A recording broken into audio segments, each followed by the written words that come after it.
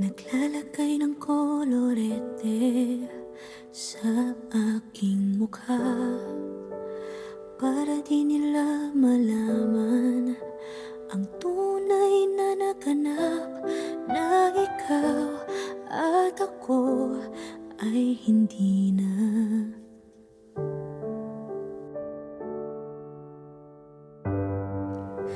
Iniensayo pang mga ngiti para di halata.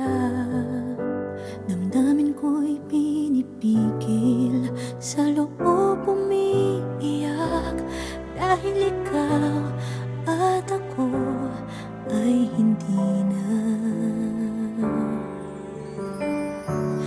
At ang hirap, magpapanggap pa ba ako na ako ay masaya, kahit ang totoo ay talagang wala ka na.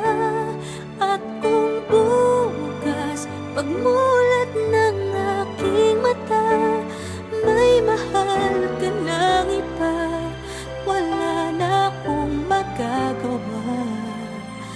Di ba?